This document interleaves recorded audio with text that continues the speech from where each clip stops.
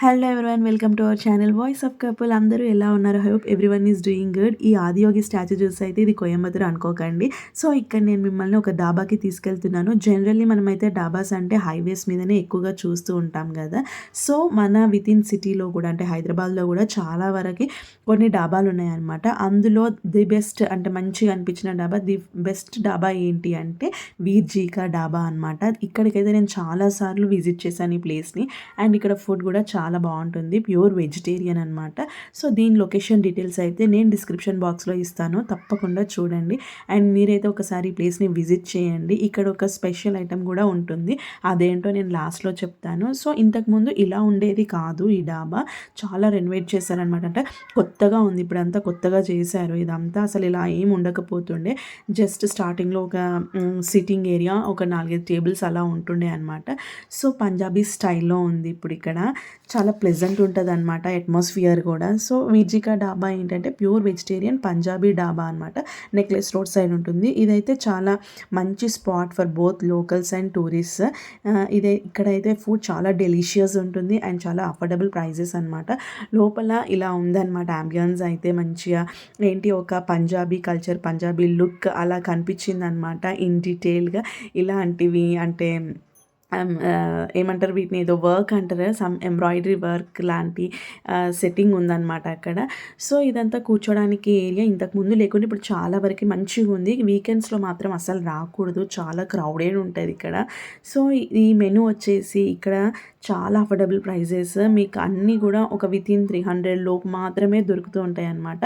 మేము ఇక్కడ ట్రై చేసిన కొన్ని ఐటమ్స్ అయితే చూపిస్తాను చూడండి. అండ్ ఇక్కడ నాకు స్పెషల్గా అనిపించింది మాత్రము ఏంటంటే గార్లిక్ బటర్ నాన్ అనమాట. చాలా బాగా అనిపించింది అసలు. గార్లిక్ బటర్ నాన్ అయితే మస్ట్ ట్రై అని చెప్తాను.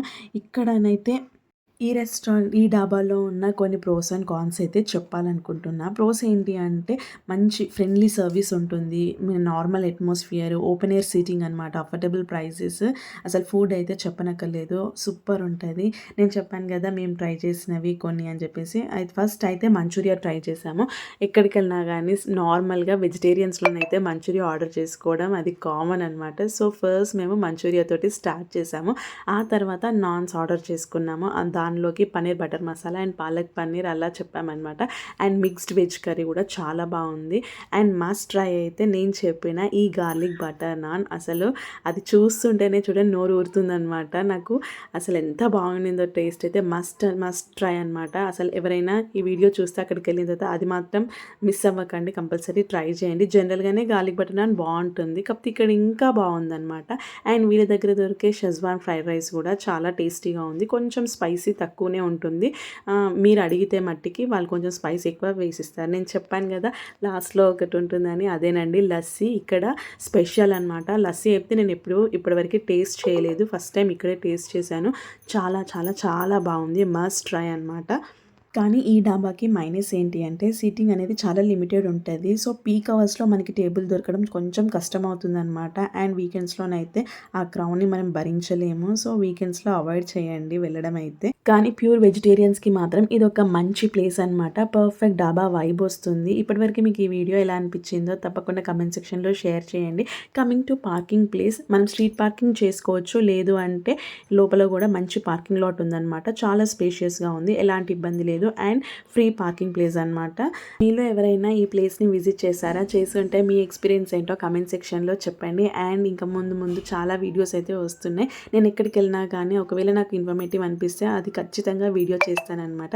If you like the video please like, share and subscribe. Thank you, bye.